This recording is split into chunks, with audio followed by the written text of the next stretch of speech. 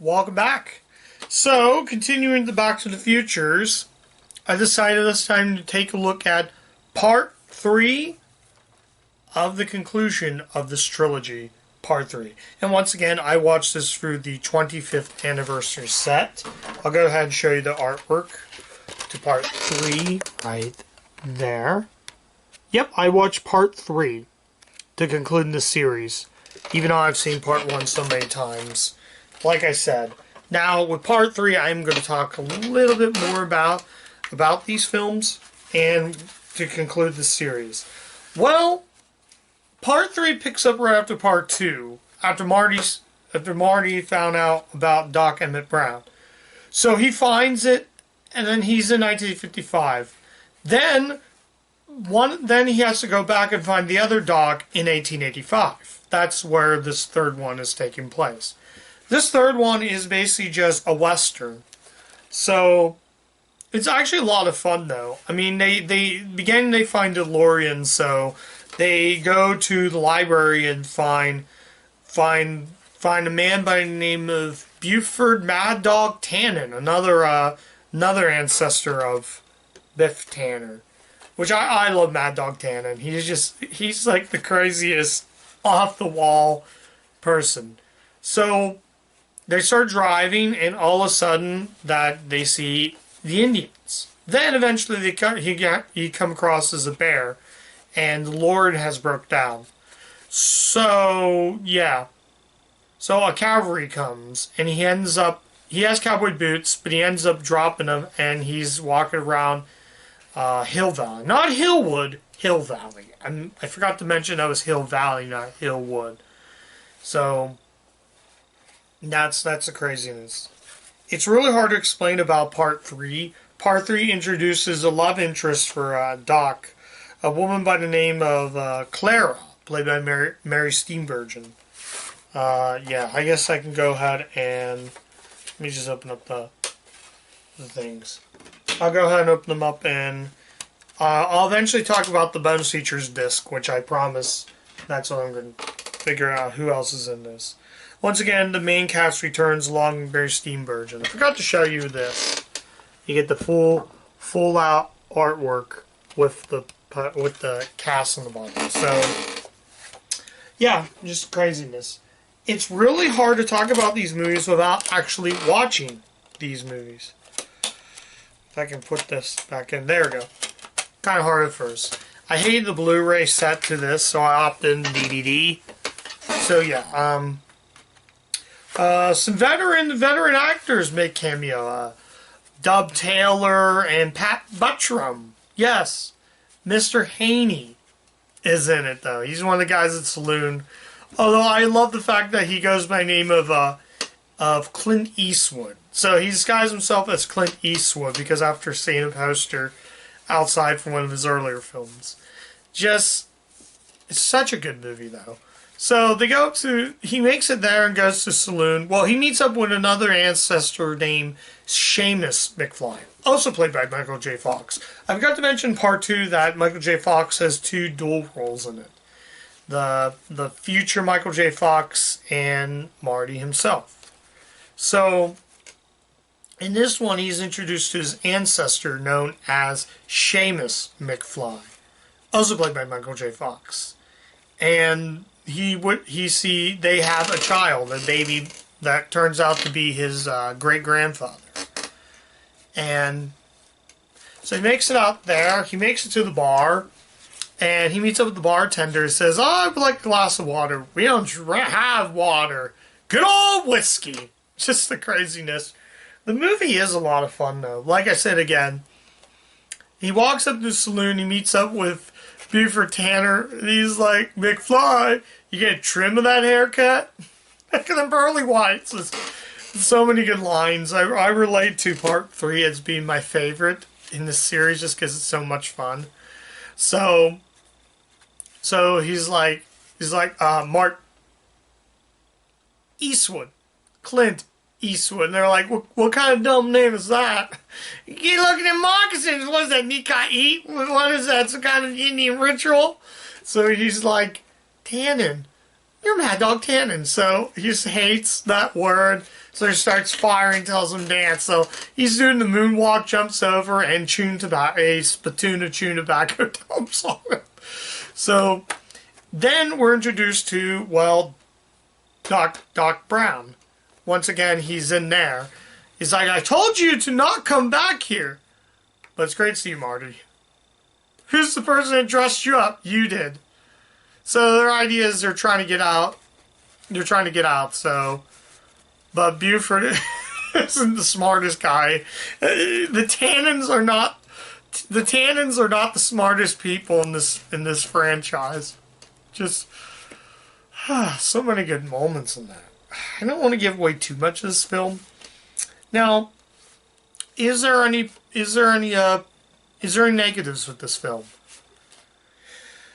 No, it's a near perfect film that, like I said, you have to see to believe.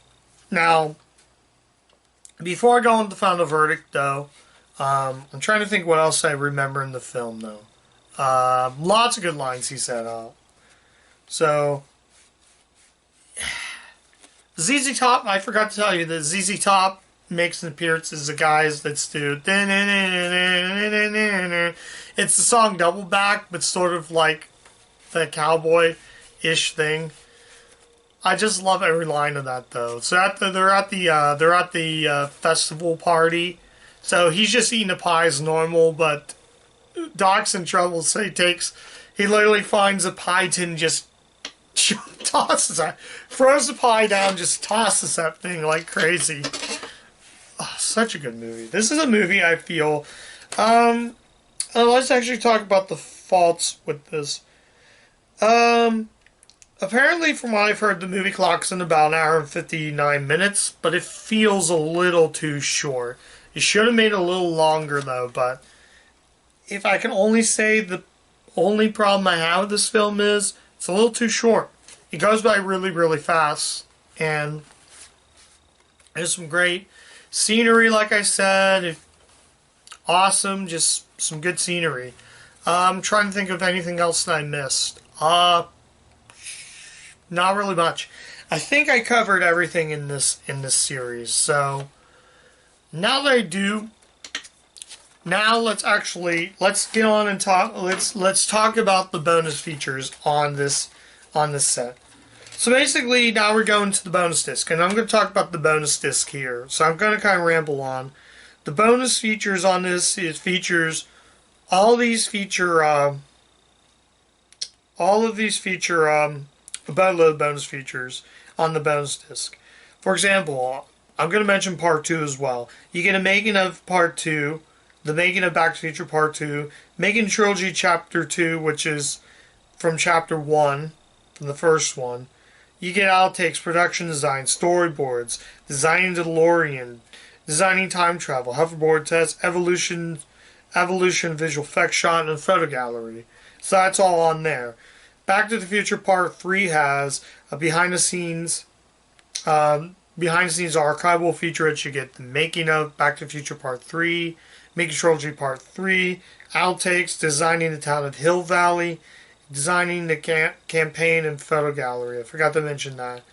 We get the secrets of Back to the Future Trilogy, which is taken from an old VHS that was released in 1992, which came in a VHS box set back in the day.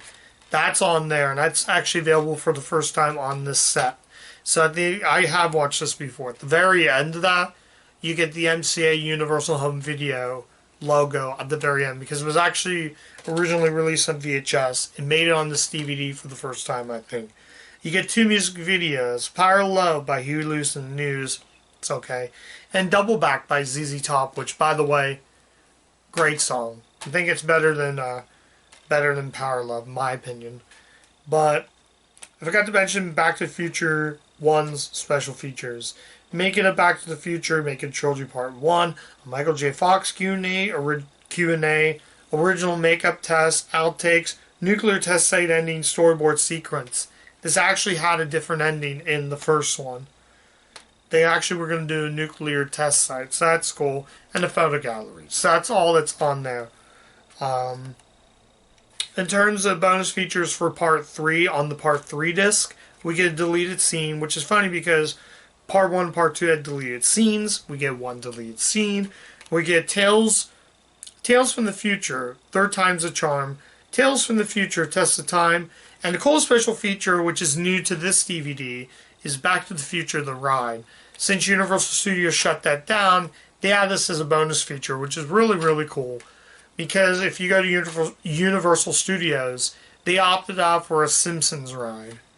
Plus, you get a Q&A commentary by director Robert Zemeckis and producer Bob Gale, which I have not watched that, and a feature commentary, which I did watch. Oh, one more before I get the final verdict. Back to the Future Part 3 is the first film to utilize Universal's 75th anniversary banner. This is the first time they use that banner. So that's pretty cool. So now, final verdict. As I said with Back to the Future 2, my final verdict is to go see all of these movies. They're great. The third one being the best. It's a masterpiece. They're great movies. All of them are good on their own merits. Second one, not so much, but the third one is really good. Yeah, like, I love how it says at the very end of the second Back to the Future, we get to be concluded and a little teaser at the third part. I think I already mentioned that, but yeah. You can get the set on multiple releases. You can get the 2002. You can get this 25th anniversary set. You can get the recent 40th anniversary set. You can get them on 4K. They're almost available on pretty much everything. I think except for HD DVD, but they're released on everything from VHS to DVD to Blu-ray to 4K. Whatever you get your hands on, don't sleep on these. Do not miss out on any of these. They're the best films. They're the reason why I love Michael J. Fox as an actor. And I hate bringing this up, but after Back to the Future, Fox was diagnosed with Parkinson's disease after the third film was released. So it might have been during that time, because I really don't like bringing up that, but probably know the story. Michael J. Fox was diagnosed with Parkinson's disease during the filming of Doc Hollywood. You'll have to look it up. I don't want to get into those. So that's why they just... It's surprising for somebody like the cast and crew to put up with somebody who's been diagnosed with that. I mean, in later careers, in later films, you can probably see that later. Like Hard Way, a lot of times actors who are diagnosed with that will have a hard time on set. So sometimes they work out with that. Yeah. But then around that time, pretty much retired from acting because the Parkinson's was catching up to him. I think. I don't like to bring that up. I love Michael J. Fox. He is a great actor. And this series is what only made him into a superstar. But I'm just rambling. Whatever you do, go see these films. They're great. They're a lot of fun. They're the reason why I love the studio. And this is probably by far my favorite franchise. Next to a lot of things. I can easily recommend this over something like Five Goes West, which I am going to be covering this year. So you'll have to stay tuned for that. But yeah, I've been really enjoying these. As a matter of what film I'm going to do, when I get a top 10 list, that's going to be a lot of fun. But I can tell you, number one is going to be definitely Unexpected. But that's me. I'm going to ramble on. I'm only 2 bars away from a dead battery. So, like I said again, check these movies out. They're a lot of fun. I'm not going to get into much of these. If you're itching and you've been living on the rock, just go watch these. That's all I'm going to say. So, like I said before, if you like what I do all the things. I don't really need to mention. Just do everything. Thumbs up, thumbs down, whatever you want to do.